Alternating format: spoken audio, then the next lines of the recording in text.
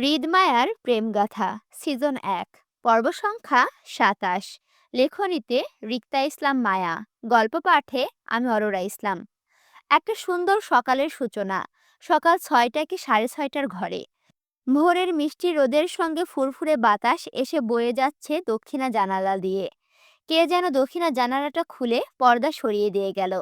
নাকি গভীর রাতে ফোন আলাপের শেষে জুই জানালাটা বন্ধ করতে ভুলে গেছে, জানে না মায়া। জানালা দিয়ে ভেসে আসে সকালের মিষ্টি রোদ। যেমন মায়ের আরামের ঘুম ব্যাঘাত ঘটাচ্ছে, ঠিক তেমনি দক্ষিণা হাওয়ায় ফুরফুরে বাতাসে শরীরের আরাম তুলছে। মায়া সকালের আরামদায়ক ঘুমের রেশ কাটাতে না পেরে চিত হওয়া থেকে মুহূর্তে উপর হয়ে শুল, বালিশে মুখ গুজে। এবার রোদের আলো মায়াকে বিরক্তি করতে পারবে না ভেবে আরামের ঘুমটা শান্তিময় দিতে পারছে না সে। বাড়ির ভিতরে থেকে ভেসে আসা তীব্র হইচই আর কলরবের আওয়াজে বাড়ির প্রতিটা মানুষ আজ কেমন লাউড স্পিকারে কথা বলছে মায়ের মনে হলো। থেকে থেকে রান্নাঘর থেকে জুইয়ের মা সাবিনা বেগমের চেঁচামেচির ডাক শুনতে পাচ্ছে মায়া।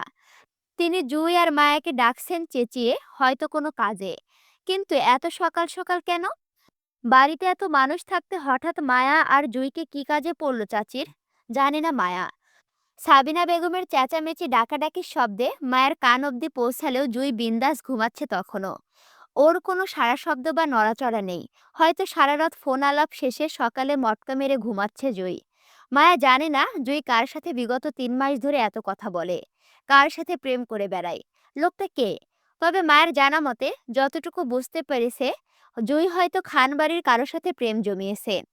খুব সম্ভবত রিদ খানের ছোট ভাই রাদিফের সঙ্গে জুইয়ের প্রেম। ফোন নাম্বার অন্তত রাদিফ লাভ দিয়ে সেভ করা। মায়া সেই থেকে একটু বুঝেছে। বাহির থেকে ভেসে আসা তীব্র ভসভস আওয়াজে মায়া নাক মুখ কুঁচকে বালিশের ভেতরে আরো মুখটা চেপে রাখলো। আরামের ঘুমটা হারাম হয়ে যাওয়ায় বিরক্ত হতে গিয়েও হলো না কিছু একটা ভেবে। বরং চট করে মাথায় আসলো, আজ ওর বড় বোন মুক্তার গায়ে হলুদ। সেজন্য বাসায় মেহমান থেকে শুরু করে ডেকোরেশনের মানুষে ভরপুর। এই জন্য সকাল হতে এত হই হুল্লোড় চেঁচামেচির শব্দ ভেসে আসছে। মায়া ঘুমের রেশ কাটাতে চেয়ে বালিশ থেকে মুখ তুলে ঘুমন্ত চোখে তাকালো ঘরের দক্ষিণা জানালাটার দিকে। কি সুন্দর মিষ্টি রোদ আর হাওয়া বইছে বাইরে। মায়া চোখ আওড়ালে জানালার পাশে দাঁড়িয়ে থাকা বড় আম গাছটার দিকে তাকালো। বাতাসের তোপে ফুরফুর করে নড়ছে গাছের পাতা, সেই সাথে ছোট ছোট আম ফলের ঝুল। মায়া আস্তে করে মাথার বালিশটার ওপর রেখে অলস ভঙ্গিতে বেশ কিছুক্ষণ সময় নিয়ে তাকিয়ে রইল আম গাছের পাতা বইতে থাকা সেই বাতাসের দিকে। আজকের দিনটা খুব সুন্দর লাগছে মায়ের কাছে। মনের মধ্যে অজানা এক খুশির ঝলক বয়ে যাচ্ছে ক্ষণে ক্ষণে। মায়ার মনে হচ্ছে আজ মায়ের সাথে স্পেশাল কিছু ঘটবে, যা এর আগে কখনো ঘটেনি। হয়তো আজকের দিনটা মায়ের জন্য শুভ কিংবা অশুভে পরিণত হবে। হয় আজকে মায়ের জীবনে বেস্ট কিছু ঘটবে, নয়তো একেবারে অনেক খারাপ কিছু ঘটবে। যাই ঘটুক না কেন, মায়ের মনে হচ্ছে আজকের দিনটা মায়ের জীবনে বাকি দিনগুলোর মতন হবে না। একদম ভিন্ন আর স্পেশাল কিছু হবে। আল্লাহ জানে এবার কি হয়। মায়া মনে মনে দোয়া করলো যাতে খারাপ কিছু না ঘটে মায়ের সাথে। আজকে মায়ার বোনের গায়ে হলুদের অনুষ্ঠান, আর আজ যদি মায়ের জন্য খারাপ কিছু হয়, তাহলে বোনের স্পেশাল দিনটা নষ্ট হয়ে যাবে। মায়া চায় না ওর জন্য মুক্তার স্পেশাল দিনটা নষ্ট হোক। তাই মায়ের নিজের জন্য ভালো কিছু হওয়ার দোয়া করলো মনে মনে। তারপর অলস ভঙ্গিতে ঘাড় ঘুরে তাকালো পাশের বালিশের শয্যায়িত ঘুমন্ত জুয়ের দিকে। সে মায়ের দিকে মুখ ফিরে ঘুমিয়ে আছে। এই মুহূর্তে রুমে বোম মারলেও মনে হয় জুয়ের ঘুম ভাঙবে না। সারা রাতের অঘুমের ঘুম দিচ্ছে জুই। আবারও সেই একই ভসভস আওয়াজটা তীব্রভাবে কানে লাগতে মায়া অলসতা ঝেড়ে আড়মোড়া ভেঙে উঠে বসলো। হামি তুলতে তুলতে জুইয়ের পাশ থেকে ফোনটা হাতে নিল। কথা বলতে বলতে জুইয়ের ফোনের চার্জ শেষ করে ফেলেছে। আর মাত্র 2% আছে শেষে। মায়া ফোনের চার্জ নিয়ে মাথা ঘামালো না, বরং মায়ের নিখোঁজ স্বামীর কল কিংবা মেসেজ করেছে কিনা তাই চেক করতে লাগলো। অপর পাশ থেকে কোনো মেসেজ বা ফোন কল না পেয়ে হতাশায় ভুগলো মায়া। মন খারাপ করে ফোনটা আবারও একই জায়গায় রাখলো। লোকটা কখনো মায়াকে কল দেয়ও না, আবার কল রিসিভও করে না। এত কিসের রাগ মায়ের ওপর লোকটার, সেটাই বুঝে না ও।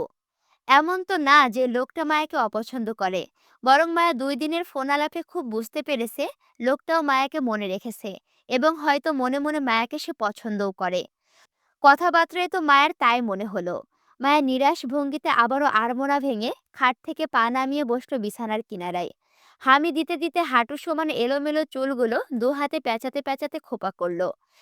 বিছানার পাশ থেকে গায়ের সুতির ওড়নাটা কাঁধে দুপাশে ঝুলিয়ে ঘরের স্যান্ডেলগুলো পায়ে পড়ল।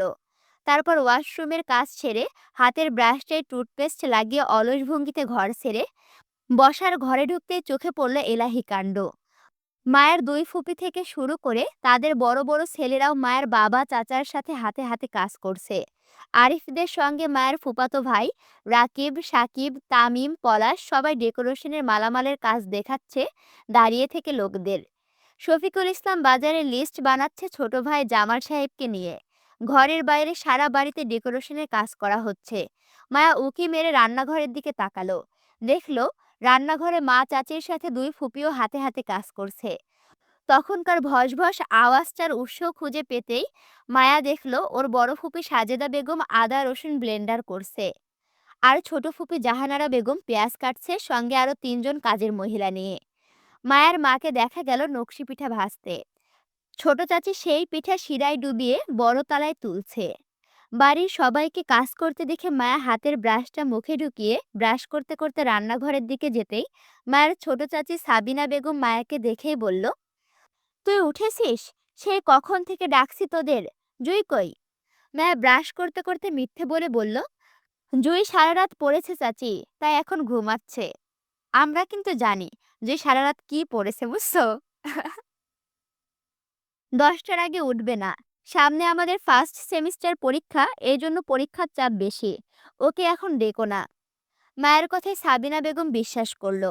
মাঝ থেকে মায়ের বড় ফুপি জাহানারা বেগম ব্লিন্ডার মেশিনটা বন্ধ করে মায়ের উদ্দেশ্যে বলল, আচ্ছা জুই ঘুমাচ্ছে ঘুমাক, ওকে ডাকার দরকার নেই। তুই বরং তাড়াতাড়ি গোসলটা সেরে একটা নতুন জামা পরে নে। অল্প সেজেও নিস, চেয়ারম্যান বাড়ির লোকজন আসবে একটু পর। ওদেরকে বিয়েতে দাওয়াত দেওয়া হয়েছে। তুই একটু সুন্দর মতো সেজেগুজে থাকিস কেমন? ফুপির কথায় মায়ের হাত থেমে যায় দাঁত মাজা থেকে। কপাল কুঁচকে তীক্ষ্ণ গলায় জাহানারা বেগমকে শুধিয়ে বলে, কেন ফুপি? চেয়ারম্যান বাড়ির মানুষ আসলে আমি সাজবো কেন? মায়ের কথায় জাহানারা বেগম কিছু বলার আগে মায়ের মা রেহেনা বেগম ধমক দিল মায়াকে, বলল, বেয়াদব হয়েছিস? মুখে মুখে প্রশ্ন করিস? তোকে যা বলেছে তাই কর। এত কথা কিসের, হ্যাঁ? বিয়ে বাড়িতে যুবতী মেয়েদের এমনি এমন সেজেগুজে থাকতে হয়, নয়তো মানুষ মন্দ বলে। যা এবার গিয়ে গোসল করে ভালো একটা জামা পরে নে। আচ্ছা। মায়া মন খারাপে গাল ফুলিয়ে যেদিক থেকে এসেছিল সেই দিকে পুনরায় হাঁটে। মায়ের সুন্দর দিনটা মাটি হয়ে গেল সকাল সকাল মায়ের ঝাড়ি খেয়ে। আল্লাহ জানে সারাদিন কিভাবে যায় মায়ার। মায়ের কথা মতো মায়া গোসল ছেড়ে গাঢ় সবুজ রঙের একটা থ্রি পিস পরে নিল। সাজুগুজু করতে চেয়েও করলো না, কারণ মায়া এখন সাজবে, আবার সন্ধ্যায় হলুদের অনুষ্ঠানের জন্য আবারও সাজতে হবে বলে এখন আর সাজলো না। মায়াকে সাজতে না দেখে রেহেনা বেগম ধমক দিতে গিয়ে আবার দিল না। মায়ের দিকে তীক্ষ্ণ দৃষ্টিতে তাকিয়ে চুপ করে গেলেন তিনি। মায়া এমনি অনেক সুন্দর, সাজুগুজু ছাড়াই মায়াকে চোখে লাগার মতন সুন্দর লাগছে বলে তিনি আর কথা বাড়ালো না, বরং চুপ থাকলো। মায়া নাস্তা খেয়ে সারা বাড়ি ঘুরঘুর করতে লাগলো আরিফের পিছন পিছন। জুই ঠিক 10টার দিকে ঘুম থেকে উঠল, খেয়ে দেয়ে মুখ তাকে নিয়ে বসলো। ততক্ষণে বিয়ে বাড়িতে মেহমানদের সংখ্যা আরও বাড়লো। মায়ের নানু বাড়ি চট্টগ্রাম থেকে মানুষজন উপস্থিত হলো কিছুক্ষণ আগে। ওনারা রাতের ট্রেনেতে সকালে এসে পৌঁছালো আশুগঞ্জ। হইচই করে পুরো বাড়ির মেহমানে ভরপুর হলো। মায়ের চাচাতো, খালাতো, ফুপাতো এবং নিজের স্কুলের বান্ধবী সকল মেয়েদের জন্য আরিফ একই রঙের শাড়ি কিনে এনেছে হলুদের অনুষ্ঠানে পরার জন্য, আর ছেলেদের জন্য একই রঙা পাঞ্জাবি। মুক্তার বিয়ের স্টেজ করা হয়েছে মায়াদের বাড়ির বড় উঠানে। ভারী ফুলের ডেকোরেশনে উজ্জ্বল পরিবেশ, দেখতে চমৎকার সুন্দর দেখাচ্ছে সবকিছু। মায়া সারা বাড়িতে ঘুরঘুর করে বিয়ে বাড়ির ডেকোরেশন দেখলো। চেয়ারম্যান বাড়ি থেকে মানুষজন এসেছিল প্রায় 11টার দিকে, তাও নাদিমকে নিয়ে 10-12 জনের মতো। তারা এসে মায়াদের বাড়িতে 2 ঘন্টার মতো থেকে আবারও চলে গেল। মায়াকে দেখে কিছু অর্থ আর একটা শাড়ি উপহার দিয়ে গেল বোনের গায়ে হলুদে পরতে। উপহারগুলো নেবার সময় মায়া শুধু বোকার মতো তাকিয়েছিল নিজের মায়ের দিকে। রেহেনা বেগম মায়াকে চোখ রাঙিয়ে উপহারগুলো নিতে ইশারা করলে মায়া হাত বাড়িয়ে শাড়ি আর অর্থগুলো হাতে তুলল। বোকার মতো শুধু চেয়ে রইল চেয়ারম্যান বাড়ির মানুষজনের কর্মকাণ্ডের দিকে। যে যা বলছিল মায়া শুধু করেই যাচ্ছিল পুতুল বনে। চেয়ারম্যান বাড়ির মানুষজনের আন্তরিকতায় পঞ্চমুখ মায়ের আত্মীয় স্বজন। তার থেকে বেশি প্রশংসা করলো নাদিমের। ছেলেটা দেখতে বেশ সুন্দর, স্মার্ট আর লম্বাটে গড়নের। নাদিমকে দেখে মায়ের আত্মীয় স্বজনদের বেশ ভালো লেগেছে সবার। মায়ের সাথে নাদিমকে মানাবে ভালো এই প্রশংসাও করলো। সারাদিন ভোর হইচই আর ব্যস্ততায় কাটলো সবার সময়। পার্লার থেকে মেয়েরা আসলে বিকেল থেকে সাজুগুজু করার ধুম পড়লো মায়ের কাজিনদের মধ্যে। কারণ সন্ধ্যা নাগাদ কনে পক্ষ থেকে এক গাড়ি মেয়ে ছেলে মিলে যাবে ফাহাদের বাড়ির হলুদের ডালা নিয়ে। সেই জন্য যারা বরের বাড়ি যাবে সেই সকল ছেলে মেয়েরা আগে আগে সেজেগুজে নিচ্ছে। কারণ মায়াদের বাড়ির মানুষজন যারা যাওয়ার পর ওদের সাথে আবার বরের বাড়ির মানুষজন আসবে মুক্তাকে হলুদ লাগাতে। আশুগঞ্জ টু ঢাকা যাতায়াতে সময় লাগবে করে সিদ্ধান্ত নিল বউয়ের বাড়ি থেকে মায়েরা আগে যাবে ফাহাদের বাড়ি। তারপর মায়াদের সঙ্গে বরের বাড়ির মানুষজন আসবে গাড়ি নিয়ে। হইচই করে বাড়ির সকল মেয়েরা একরঙা শাড়ি আর অর্নামেন্টস গায়ে জড়ালো। মায়া আর জুই পড়ল একদম ভিন্ন। দুই বোন একই রকম দেখতে বাসন্তী কালারের মসলিন জামদানি জড়ালো গায়ে। শাড়ি দুটো বেশ দামি। আরিফ সেই দিন ঢাকা থেকে কিনে দিয়েছিল বোনদের। জুই শাড়ির সাথে অর্নামেন্টস পরেও খুলে রাখলো। মায়ার মতো করে সেও সিম্পল সাজলো একইভাবে। মায়া নিজের বাসন্তী রঙা শাড়ির সাথে একই রকম দেখতে গাঁদা ফুলের মালা দুটো দুই হাতে পরলো। মুখে হালকা পাতলা মেকআপ করে, ঠোঁটে টকটকে সিঁদুর লাল লিপস্টিক দিয়ে চোখ মোটা করে কাজল টানলো। মায়া বরাবরই মাথায় হিজাব পরে বেড়ায়। স্কুল, কলেজ এমনকি কোথাও গেলেও হিজাব পরে চলাফেরা করে। খানবাড়িতে যতবার গিয়েছে ঠিক ততবারই মায়া ড্রেসের সাথে হিজাব পরে গিয়েছে। তবে আজ হাতে বাসন্তী রঙের হিজাব নিয়ে দাঁড়িয়ে রইল। পরবে কি পরবে না সেই নিয়ে দ্বিধা কাজ করলো। তারপর এই নিয়ে জুইকে জিজ্ঞাসা করতেই জুই নিষেধ করলো আজ হিজাব না পরতে। মায়া কেমন দ্বিমনা করে হাতের হিজাবটা রেখে দিল। তবে চুলগুলো খোলা রাখলো না। সুন্দর খোপা করে তাতে গাঁদা ফুলের একটা মালা পেঁচালো। কপাল থেকে গালের ওপর দুইটা গাজি কাটা ফুল ফেলে কানের ছোট ঝুমকা পরে সাজটা কমপ্লিট করে জুইয়ের দিকে তাকাতেই জুই কানে ঝুমকা পড়তে পড়তে মায়াকে দেখে হাত থেমে গেল মুহূর্তে। মায়ের দিকে চোখ বড় বড় করে তাকিয়ে থেকে আচানক হেসে বলে উঠল, বাপরে আগুন, মাশাল্লাহ। জুইয়ের কথায় মায়ের ঠোঁট প্রসারিত করে হাসলো। জুই কানের দুল পড়তে পড়তে মায়ের শাড়ির কুচি ঠিক করে দিল। দুই বোন একই রকম সেজে গুজে রুম থেকে বের হতেই সবাই মাশাল্লাহ বলে মুখরিত করলো। মায়ের ছোট ফুপি দুই ভাতিজির নজর কাটলো থুপথুপিয়ে। মায়া জুইকে সাবধানে যেতে বলে আরিফকে ডেকে পাঠালো মায়াদেরকে নিয়ে যেতে। মায়ের সকল কাজিনরা ছেলে মেয়ে মিলিয়ে 15 জনের মতো হলো। এক গাড়িতে সকল মানুষ আটবে না বলে ঠিক করলো আরও একটি গাড়ি নিয়ে যাবে। নাদিম সবেমাত্র গাড়ি নিয়ে মায়াদের বাড়িতে ঢুকেছিল। তাকে বিশেষভাবে দাওয়াত করা হয়েছিল হলুদের অনুষ্ঠানে থাকতে। গাড়ি থেকে নেমে নাদিম আরিফের সঙ্গে কুশলাদি বিনিময় করে জানতে পারল তাকে যেতে হবে ফাহাদের বাড়ি। নাদিম না করল না, বরং সম্মতি দিল। নাদিমের গাড়িতে ওঠার জন্য আরিফ, মায়া, জুই সঙ্গে মায়ের একজন বান্ধবী সুমিকেও ডাকলো। বড় ভাইয়ের ডাকে বাধ্য মেয়ের মতো 3 জনই নেমে আসলো প্রথম গাড়ি থেকে। মায়াকে নামতে দেখে বিষণ্ণায় স্তব্ধ দাঁড়িয়ে রইল নাদিম। অদ্ভুত ঘোর লাগা দৃষ্টিতে শুধু তাকিয়ে রইল মায়ের দিকে। মায়া নত মস্তিষ্কে হেঁটে গিয়ে বসলো নাদিমের গাড়িতে। একটা বারের জন্য উপরের দিকে তাকালো না। কিন্তু জুই বেশ কয়েকবার কপাল কুঁচকে নাদিমের ঘোর লাগা দৃষ্টি পরখ করলো মায়ের প্রতি। জুই বিয়ের এত হইচইয়ের মধ্যে কিছু একটা আঁচ করেছে নাদিমের পরিবারকে নিয়ে, কিন্তু সে এখনো শিওর না বিষয়টা আদৌ সত্যি কিনা। জুই গাড়িতে বসতে বসতে আবারও তাকালো নাদিমের দিকে। সে এখনো থমকে গিয়ে তাকিয়ে মায়ের দিকে। আর মায়া নিজ কাজে ব্যস্ত। ওর প্রতি কার কি দৃষ্টি সেটাও দেখতে চাইল না। মায়া গাড়ির পেছনে চেপে বসলো জুইকে জায়গা দিয়ে। আর জুই মায়ের পাশে বসতে বসতে সুমিকে জায়গা দিল, নিজের পাশে বসালো। নাদিম আসিফের ডাকে হুঁশে ফিরে ঘাড় চুলকে ঠোঁট কামড়িয়ে হাসল। আরিফ পাশের সিটে বসতে নাদিম ঘুরে গিয়ে ড্রাইভিং সিটে বসলো। গাড়ির স্টিয়ারিং ঘোরাতে ঘোরাতে মিরর দিয়ে আরও একবার মায়াকে দেখে নিল। সন্ধ্যা 7টা। অবস্থানটা ফাহাদের নিজস্ব বাড়িতে। এবার বিয়ের আয়োজন খানবাড়িতে নয়, বরং ফাহাদের নিজস্ব বাড়িতে করা হচ্ছে। মুক্তা ফাহাদের বিয়েটা যেহেতু আগেই হয়েছিল, সেক্ষেত্রে পুনরায় বিয়ে হবে না, শুধু নিয়ম মেনে আনুষ্ঠানিকভাবে বিয়ের আয়োজনটা হবে। আর এই বিয়ের অনুষ্ঠানটা খানবাড়িতে নয়, বরং ফাহাদের নিজস্ব বাড়িতে হচ্ছে। সময়টা সন্ধ্যা 6টা পার হয়ে 7টার ঘরে পৌঁছালো। ফাহাদের বাড়িতে মায়েরা পৌঁছেছে আরও 1 ঘন্টা আগে। এর মাঝে মায়াদের মেহমানদারি প্রায় শেষ।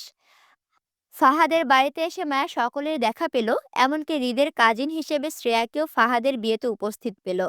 বিশাল আয়োজনে মুখরিত ফাহাদের শেখ বাড়ি। পুরো তিনতলা ভবনটি ফেরারি লাইটিং থেকে শুরু করে ভারী ডেকোরেশনে সাজানো হয়েছে সামনের গেট পর্যন্ত। তিনতলা ভবনটি সম্পূর্ণ ফাহাদের বাবার। এই বাড়িতে মায়া আজ প্রথম আসলো। আগেরবার মুক্তা ফাহাদের আকদ সময় খান বাড়িতে হয়েছিল, তাই মায়ার কখনো ফাহাদের নিজস্ব বাড়িতে আসা হয়নি। বিয়ে বাড়িতে মায়া অসংখ্য মেহমানদের আনাগোনা দেখতে পেল। শুধু বাদ রইল রিদ খান আর আসিফ। রিদ খান নেই, তার মানে আসিফও আসবে না। মায়া বোঝে না রিদ খান এত সমাজ ছাড়া কেন। নিজের ফুফাতো ভাইয়ের বিয়েতে অ্যাটেন্ড হবে, তাতে এত তালবাহানা কেন করে? এই লোককে কোথাও নিয়ে যেতে চাইলে যেতে চায় না কেন সে? পারিবারিক অনুষ্ঠানে কেউ মিস করে বুঝি? কি জানি। ফাহাদের হলুদের স্টেজ করা হয়েছে বাড়ির ছাদে। মায়া ছাদের এক কোণে স্টেজের পাশে দাঁড়িয়ে রইল, হাতে হলুদের তত্ত্ব ডালা নিয়ে। ফাহাদকে সবাই নিচ থেকে নিয়ে আসবে ঢোল বাজিয়ে, তাই আপাতত ছাদে তেমন কেউ নেই। সবাই নিচে, হাতে গোনা ১০-১২ জনের মতো হবে ছাদের আশেপাশে ছড়িয়ে ছিটিয়ে দাঁড়িয়ে। মায়া হাতের ডালাটা নিয়ে আশেপাশে তাকালো। সন্ধ্যার ফুরফুরে ঠান্ডা হাওয়া গায়ে অদ্ভুত ভালো লাগা সৃষ্টি করছে। আজ সারাদিন ঠান্ডা হাওয়া বইছে। মায়া আবারও মনে হচ্ছে আজ ভালো কিছু নয়তো খারাপ কিছু হবে ওর সাথে। মায়া ভারী নিঃশ্বাস ফেলে অনুসন্ধান চোখে জুয়ের খোঁজ করলো। ডালা হাতে আশেপাশে বেখেয়ালি চোখ বুলালো। তখন দেখা গেল ফর্মাল গেটআপে রিতকে সিঁড়ি বেয়ে ওপরে উঠতে। হয়তো এখনো মায়াকে লক্ষ্য করেনি, কিন্তু মায়া চোখে ঠিকই পড়ল গুরুগম্ভীর আর মেজাজি রিতকে। রিত ধূপধাপ পা ফেলে বিরক্তিতে চোখ মুখ কুঁচকে কানে ফোন চেপে কথা বলতে বলতে উপরে উঠছে। মায়া খুব আস্তে করে ওর বেখেয়ালি দৃষ্টি হৃদের থেকে সরিয়ে নিতে গিয়েও আবারও তাকালো কি মনে করে। পুরো কালো গেটাপে এসেছে হৃদ। দু হাতের শার্ট কনুই পর্যন্ত টেনে গোটানো, গায়ের কোটটা হাতের মুঠোয় ঝুলিয়ে। মায়া ভাবল, এই লোক কি সোজা অফিস থেকে এসেছে এখানে? লোকটা কি ক্লান্ত?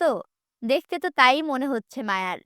মায়া কৌতূহল দমাতে ধীরে হৃদের থেকে নিজের দৃষ্টি ঘোরালো। মুহূর্তে কানে আসলো কিছু পড়ার শব্দ। মায়া চমকে ওঠে।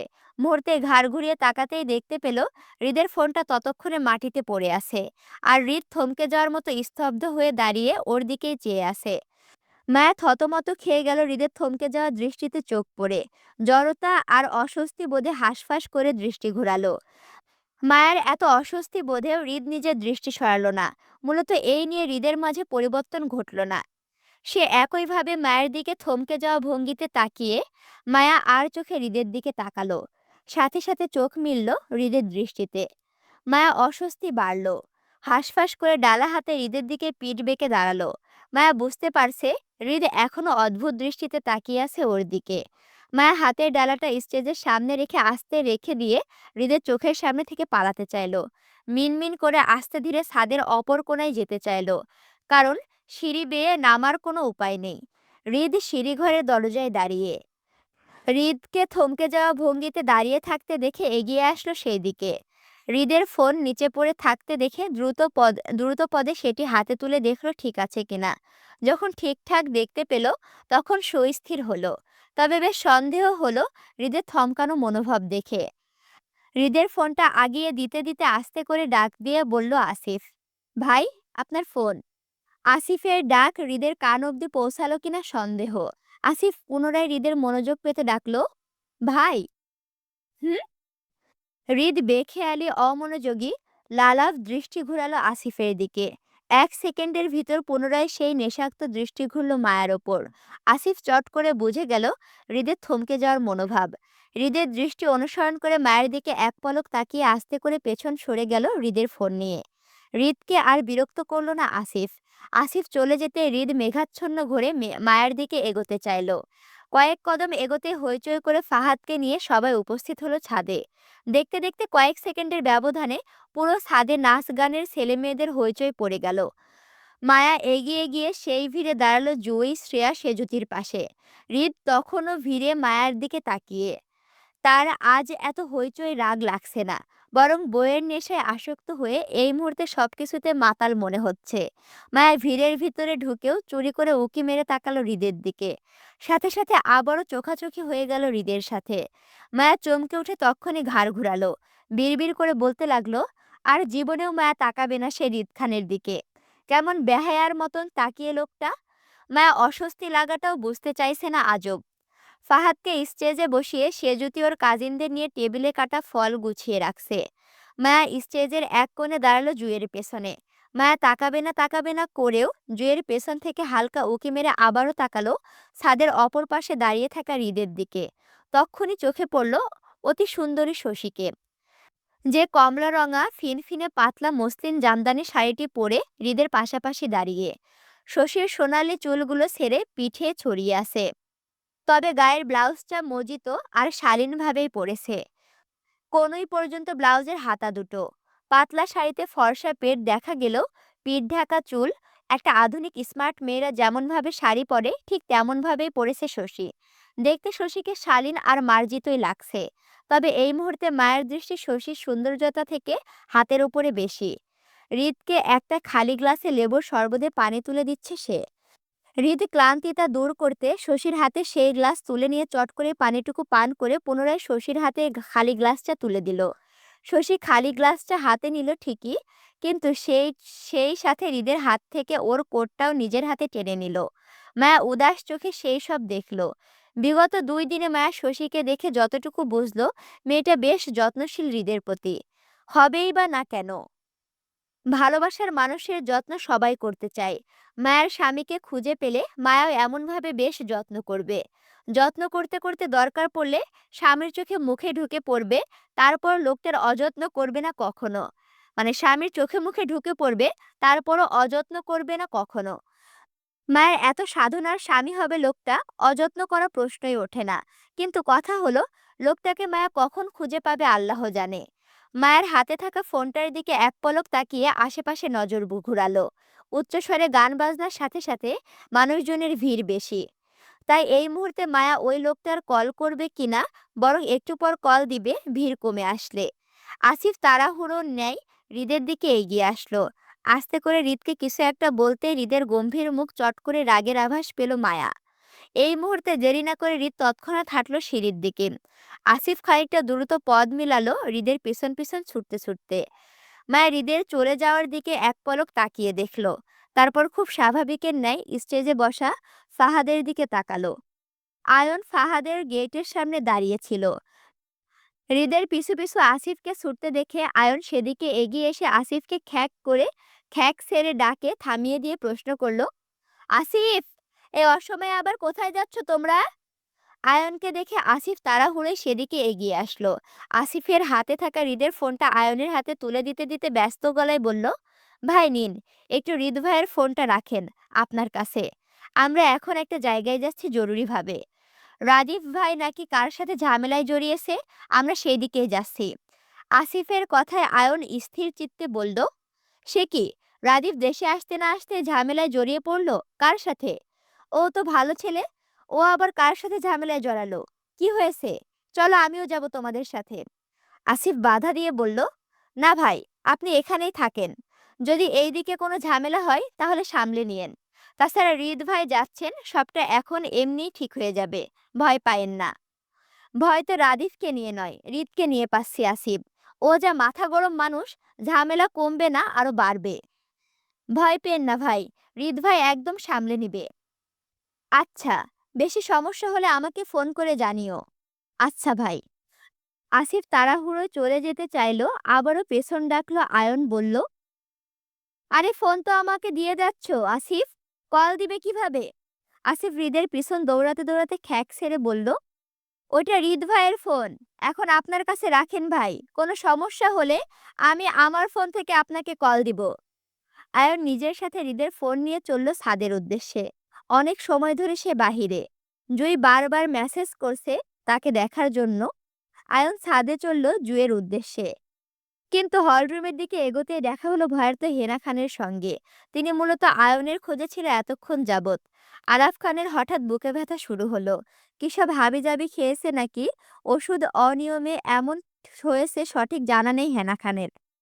আরাফ খান যখন হুট করে বুকের ব্যথায় বসা ঘরে সোফায় বসে বুক চেপে কাতরাচ্ছিল, তখন সবাই ধরাধরি করে ওনাকে নিয়ে শোয়ালো রুমে।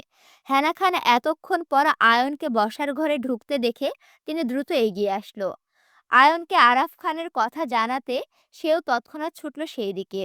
উত্তেজিত আয়ন সেই দিকে দ্রুত দৌড়েতে গিয়ে পাশে থাকা সেজুতির কাছে বেখেয়ালিভাবে নিজের আর হৃদের ফোনটা দিয়ে গেল।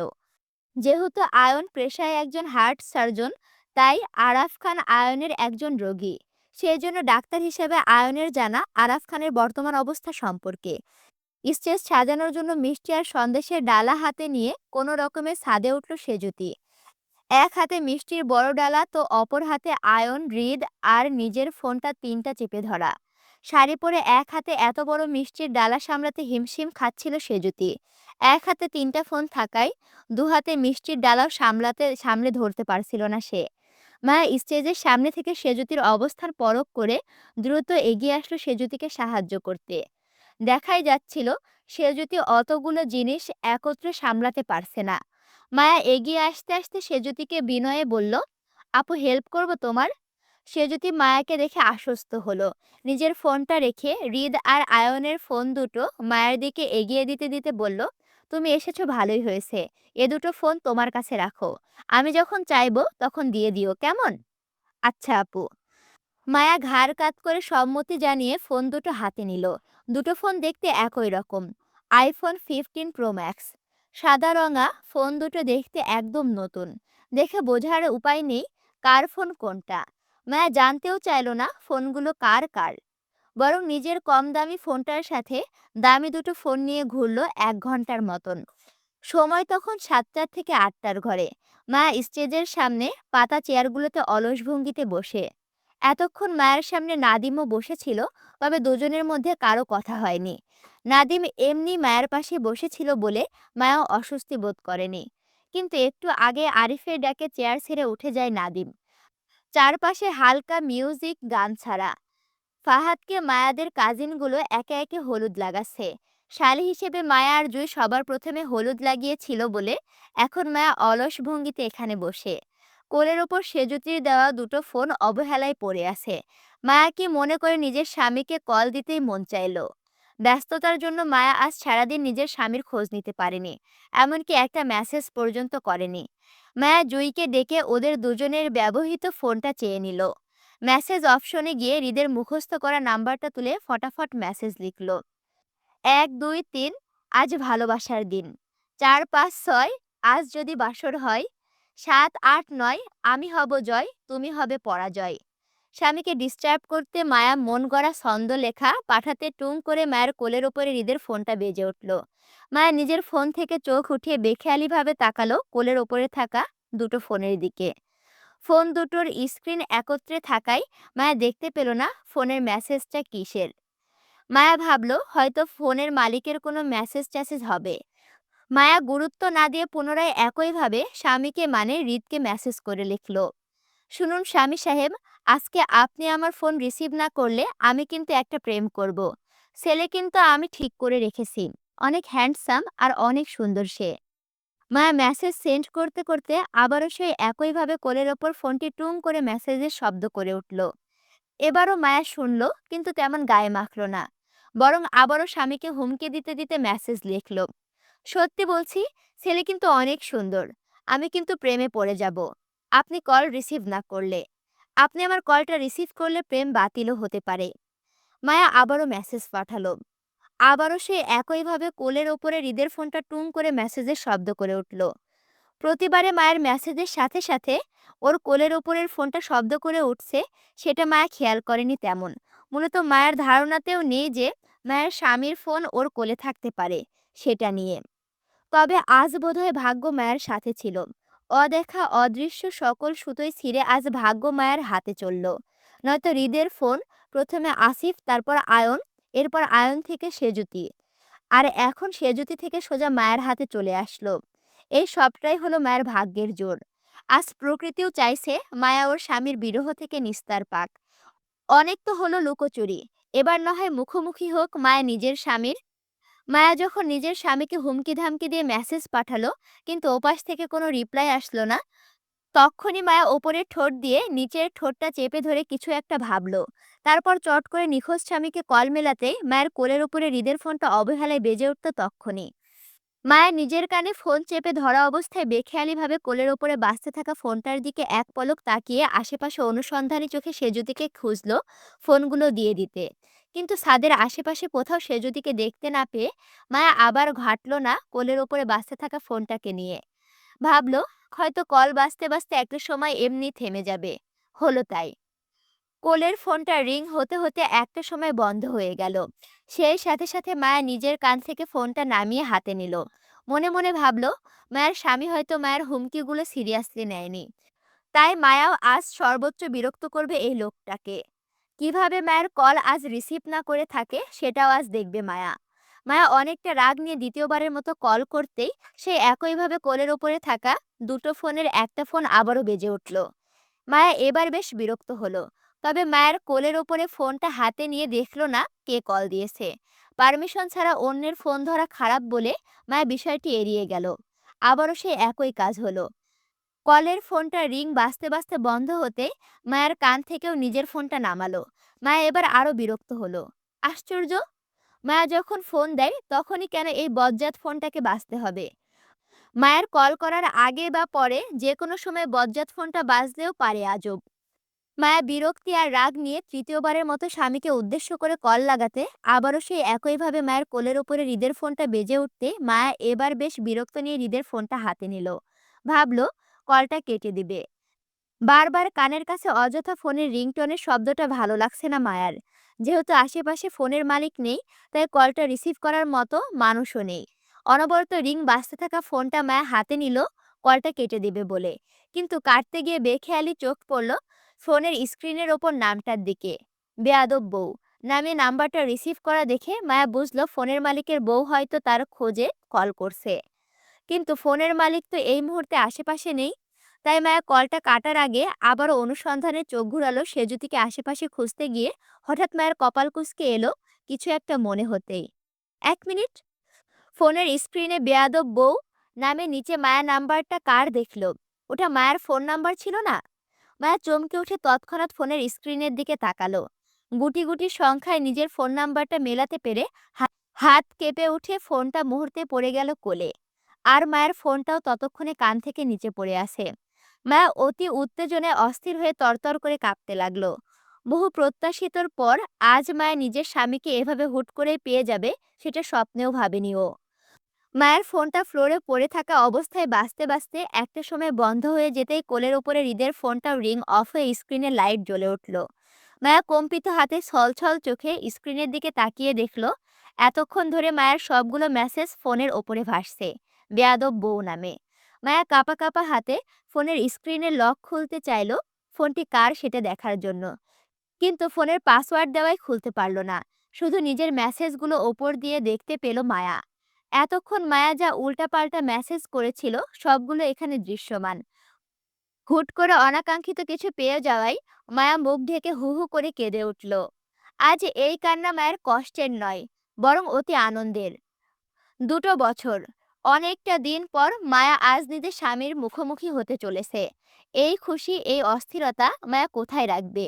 মায়া নিজের কান্না আটকে স্বামীর ফোনটা বুকে আশ্রে মাথা ঝুঁকে বসলো। এই সময়ে কান্নাকাটি করে মায়া সময় নষ্ট করবে না। আর কোনো কিছুর বিনিময়ে মায়া নিজের স্বামীকে হারাতে দিবে না। ফোনটা যখন মায়ের কোলে এসেছে তার মানে মায়ের স্বামী খানবাড়ির ছেলেদের মধ্যে কেউ হবে। কিন্তু কে? আচ্ছা, এমনটা নয় তো যে লোকটা মায়াকে পূর্ব থেকেই চিনে, ইচ্ছাকৃতভাবে মায়ের কাছে নিজেকে লুকিয়ে রেখেছে, মায়ের সামনে আসতে চাইছে না? কিন্তু কেন? কেন এত লুকাচুরি? মায়া এই লোককে এবার এত সহজে যেতে দিবে না। এই লুকাচুরি খেলায় আজ মায়া যে কোনোভাবেই হোক শেষ করবে। লোকটার মুখোমুখি হয়ে মায়া দাঁড়াবেই। চোখের পানি মুছে মায়া দ্রুত নিচে থেকে ওর ফোনটা তুলে উঠে দাঁড়ালো। হৃদের ফোনটার পাশাপাশি কোল থেকে আয়নের ফোনটাও হাতে নিয়ে দেখলো দুটো একই রকম দেখতে, একই মডেলের ফোন। মায়া পার্থক্য করতে পারছে না কোনটা কার ফোন হতে পারে। মায়া নিজের স্বামীর ফোনটা বুকে চেপে অপর হাতে দ্বিতীয় ফোনটা আনলক করতে চাইলো। দেখতে চাইলো ফোনটা আসলে কার। কিন্তু মায়াকে নিরাশ করে দ্বিতীয় ফোনটাও একইভাবে পাসওয়ার্ড দেওয়া। মায়া দ্রুত মোবাইল দুটোর ওয়ালপেপার চেক করলো কারো ছবি দেওয়া আছে কিনা, যেটা দেখে মায়া মানুষ চিহ্নিত করতে পারবে। কিন্তু মায়াকে আবারও নিরাশ করে দুটো ফোনের একটাতে ওয়ালপেপারের কোনো ব্যক্তির ছবি দেওয়া নেই। মায়া অতি উত্তেজনায় ছটফটিয়ে উঠল। কিভাবে লোকটাকে চিহ্নিত করবে সেই চিন্তায় একই জায়গায় বারবার অস্থিরের ন্যায় পায়চারি করল। চট করে মায়ের মাথায় আসলো, ফোন দুটো সেজুতি দিয়েছে মায়াকে। তার মানে সেজুতি বলতে পারবে এই ফোনগুলোর মালিক কারা। মায়া তাড়ক করে অস্থিরের ন্যায় আশেপাশে চোখ ঘুরিয়ে সেজুতিকে খুঁজল। দেখতে পেল মায়ের ঠিক পেছনে ছাদের এক পাশে দাঁড়িয়ে সেজুতি স্টেজে বসা ফাহাদের ছবি তুলছে। মায়া ছটফটিয়ে দ্রুত হাঁটল সেই দিকে। সেজুতির পাশাপাশি দাঁড়াতে দাঁড়াতে অস্থিরের ন্যায় হাতের ফোনগুলো সেজুতিকে দেখাতে দেখাতে উত্তেজনায় প্রশ্ন করে বলল, আপু, এই ফোনগুলো কার? সেজুতি ফাহাদের ছবি তোলায় এতটাই মনোযোগী যে মায়ের অস্থির মুখটা চোখ আড়িয়েও দেখল না ও, বরং সামনে তাকিয়ে মায়ের উত্তর দিয়ে বলল, আয়ন ভাইয়া হবে। আয়ন? আয়ন? মায়া বেশ কয়েকবার নিজের মনে মনে আয়নের নামটা আওড়ালো। মায়ার আগেই সন্দেহ হয়েছিল আয়নকে। এখন সেজুতির মুখে আয়নের নামটা শুনে আরো দৃঢ় বিশ্বাস হলো যে আয়নের সাথে মায়ের স্বামীর কোনো সম্পর্ক তো থাকতেই পারে। তবে মায়ের মনে একটা খসখসানি সৃষ্টি হলো। সেই প্রথম দিন যখন মায়া নিজের স্বামীর সাথে ফোনে কথা বলেছিল, তখন লোকটা নিজের নাম আব্রাহাম কেন বলেছিল? তাহলে আব্রাহাম কে? নাকি আয়নের অপর নাম আব্রাহাম? সে যদি নিশ্চয়ই বলতে পারবে আব্রাহাম লোকটা আয়ন কিনা।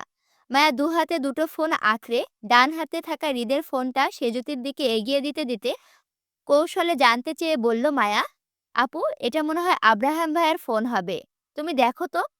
সেজুতি দুই হাতে নিজের ফোনটা উঁচু করে স্টেজে বসা ফাহাদের ছবি তুলতে তুলতে বলল, ও হবে হয়তো, আমি জানি না। মনে হয় আয়ন ভাইয়ের কাছে আব্রাহাম ভাইয়া ফোনটা রেখে গেছে। তুমি ফোন দুটো রাখো মায়া, ভাইয়ারা আসলে নিয়ে যাবে। তবে তুমি ভুলেও আব্রাহাম ভাইয়ার কোনো কল আসলে রিসিভ করো না। ভাইয়া যে রাগী মানুষ, তুমি ওনার কল রিসিভ করেছো শুনলে রেগে যাবে। মায়া থমকে দাঁড়ালো।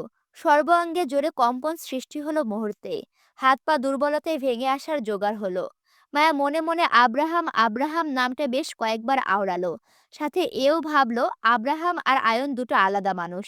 আয়ন ভাইয়া আব্রাহাম নামের লোকটা নয়, সে ভিন্ন কেউ। উত্তেজিত মায়া আরো উত্তেজিত হলো। সেজুতির মুখে স্বাভাবিকের ন্যায় আব্রাহাম ভাইয়া নামটা সম্বোধন করার ধরনে বুঝলো সে যদি আপনজনদের মধ্যে কেউ একজন মায়ের স্বামী। সে যদি চিনে আব্রাহাম নামের মানুষটাকে, সে জ্যোতির ভাই হয়, তাহলে সেই দিন লোকটা মায়াকে নিজের নাম মিথ্যা বলেনি, সত্যিই বলেছিল। কিন্তু কে এই আব্রাহাম নামের লোকটা? মায়ের জানতে হবে। মায়ের কলিজা কাঁপছে, ভিতরকার অস্থিরতা ছটফটে, গলা শুকিয়ে কাটকাট। ভয়ানক পানি তৃষ্ণা পেল মায়ার। মায়ার মনে হচ্ছে নিঃশক্তিতে তরতর করে কেঁপে যে কোনো সময় জ্ঞান হারিয়ে পড়বে। দাঁড়িয়ে থাকা অসম্ভব হয়ে উঠেছে। মায়ের কাঁপা কাঁপা হাতটা গুটিয়ে নিল হৃদের ফোনটার, আবারও মুঠোয় চাপলো। এই ফোন মায়া ততক্ষণ ছাড়বে না যতক্ষণ না পর্যন্ত মায়া আব্রাহাম মানুষটাকে চিনতে পারছে। আজ যে কোনো মূল্যেই হোক মায়া লোকটাকে খোঁজ করে বের করবেই। মায়া হা করে বড় একটা নিঃশ্বাস ফেলে সেজুতির দিকে তাকালো। ওর গলা কাঁপছে সেজুতিকে আব্রাহাম নামের মানুষটাকে নিয়ে প্রশ্ন করতে। তারপরও মায়া মনে সাহস জুগিয়ে ভাঙা ভাঙা স্বরে প্রশ্ন করল, আব্রাহাম তোমার কোন ভাইয়া আপু? সেজুতি একইভাবে সামনে ছবি তুলতে তুলতে খানিকটা অবাক গলায় শুধালো, তুমি এতদিনে আব্রাহাম ভাইকে চিনো না? কি বলো এসব? ভাইয়া এত পপুলার একজন মানুষ, আর তাকে চিনে না তার সুন্দরী বিয়ান? Very bad. অধৈর্যের গলায় মায়া আওড়ালো, আপু বলো না প্লিজ, আব্রাহাম তোমার কোন ভাইয়ের নাম? সে যদি একইভাবে বলল, তুমি হৃদ ভাইয়ের পুরো নামই হলো আব্রাহাম হৃদ খান। কি? মায়ের হঠাৎ চেঁচানোতে চমকানো ভঙ্গিতে লাফিয়ে উঠে পেছন ঘুরল সেজুতি। মায়ের হঠাৎ চিৎকারে একটুর জন্য হাত থেকে ফোনটা পড়েনি ওর। হৃদের সামান্য নামটা শোনাতে মায়া এইভাবে কেন রিয়াক্ট করলো সেটা বুঝলো না সেজুতি। এই নিয়ে মায়াকে সেজুতি প্রশ্ন করার আগে স্টেজ থেকে ফাহাদ ডাকলো ওকে সেই দিকে যেতে। সেজুতি মায়াকে এক পলক দেখে সেদিকে হাঁটলো। আর মায়া ঠাস করে চেয়ারের ওপরে বসে পড়ে মুখ ঢেকে আবারও ফুপিয়ে কেঁদে উঠল দুঃখে কষ্টে। একদিনে স্বামীকে খুঁজে পাওয়ার খুশি হবে, নাকি হৃদ খান মায়ের স্বামী হয় সেটা নিয়ে দুঃখ পাবে। কান্না করতে করতে মায়ের মস্তিষ্ক গেঁথে গেল একে হৃদ খানের সঙ্গে ঘটে যাওয়া সকল ঘটনাগুলো। মূলত মায়া এখন বুঝতে পারছে হৃদ খান কেন এতদিন মায়ের সাথে ঘেঁষাঘেঁষি করতে চাইতো, কেন মায়াকে অকারণে ছুঁয়ে দিত, কেন মায়াকে পরকীয়ার মতো বাজে প্রস্তাব দিত। নিজের বউ বলেই হয়তো মায়াকে নির্দ্বিধায় পরকীয়ার প্রস্তাব করত, আর মায়া না বুঝে রিয়াক্ট করত। লোকটা শুরু থেকে জানতো মায়া হৃদের বউ, আর এই জন্যই বউ ভেবে মায়ের সাথে অমন ব্যবহার করত। আর মায়া না বুঝেই কত খারাপ ব্যবহার করে ফেলেছে। মুখে মুখে কত তর্ক করে মায়া, কত বেয়াদবি করেছে হৃদের সাথে। এজন্য হৃদ মায়ের নাম্বারটাও বেয়াদব বউ দিয়ে সেভ করে রেখেছে। মায়া আসলেই একটা বেয়াদব বউ, নয়তো কেউ স্বামীর সাথে অমন ব্যবহার করে?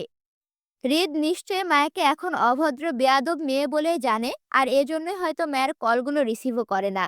হৃদ খানকে সবাই কত সম্মান দেয়, অথচ মায়া হৃদের মুখে মুখে তর্ক করতে মুখিয়ে থাকে সব সময়। মায়া কতটা বেয়াদবি করলে অমন বেয়াদব বউ নাম দিয়ে ওর নাম্বারটা সেভ করে রাখে, মায়ের জানা নেই সেটা। মায়া দীর্ঘ সময়ের ঘটে যাওয়া হৃদের সঙ্গে এক একটা ঘটনার হিসাব মিলাতে ব্যস্ত। সবশেষে যা বুঝলো, হৃদ মায়ার টানে মায়ের কাছে যেত এতদিন, মায়াকে সময় দিতে চাইতো। কিন্তু মায়াই কখনো হৃদকে চিনতে পারতো না। চোখের সামনে স্বামীকে রেখে অন্যথায় খুঁজে বেড়াতো। অকারণে হৃদের থেকে নিজেকে দূরে সরিয়ে রাখতো। এখন মায়া কি করবে? কিভাবে হবে হৃদের মুখোমুখি? মায়ের তো এখন মরে যেতে ইচ্ছে করছে। সত্যিটা জানার পর মায়ের হৃদের মুখোমুখি হওয়াটা অসম্ভব হয়ে পড়ল। মায়ের কি এখন হৃদকে ছেড়ে দিবে? মায়ের এখন কি করা উচিত সেটা বুঝলো না। শুধু মুখ ঢেকে ফুপিয়ে কাঁদতে লাগলো সে। আসসালামু আলাইকুম। কেমন আছো তোমরা সবাই? আজকে 18 তারিখ, কালকে 19, পরশুদিন 20। আমার 20 তারিখ থেকে পরীক্ষা। একদিনে 2টা করে পরীক্ষা। আমি এখন চিন্তা করছি আমি তোমাদের জন্য ভিডিও রেডি করব কিভাবে। আমি হয়তো তোমাদের মাঝ থেকে ৫ দিনের ডুব দিতে পারি, আবার নাও দিতে পারি। কারণ পরীক্ষার পড়াশোনা করা লাগবে। আল্লাহর রস্তে আমি কিচ্ছু পারি না, কিচ্ছু বুঝি না। আমার ক্লাসমেটরা যদি আমাকে সাহায্য করে তাহলে হয়তো পাস-টাস করবনে। বড় ভাইরা যদি দেখার সুযোগ দেয় তাহলে হয়তো পাস-টাস করবনে। না হলে তো খাতার উপরে বড্ড মানে বিশাল বড় একটা শূন্য চলে আসবে। বেশি, বেশি করে তোমাদের অরর আপুর জন্য দোয়া করো। আর এটাও দোয়া করো যেন সে পাস করে পরীক্ষায়। যাই হোক, ভিডিওতে লাইক, কমেন্ট, শেয়ার করো। আর এখনো যদি আমার চ্যানেলটি সাবস্ক্রাইব করে না থাকো অবশ্যই সাবস্ক্রাইব করে পাশে থাকো। দেখা হচ্ছে পরবর্তী ভিডিওতে। আল্লাহ হাফেজ।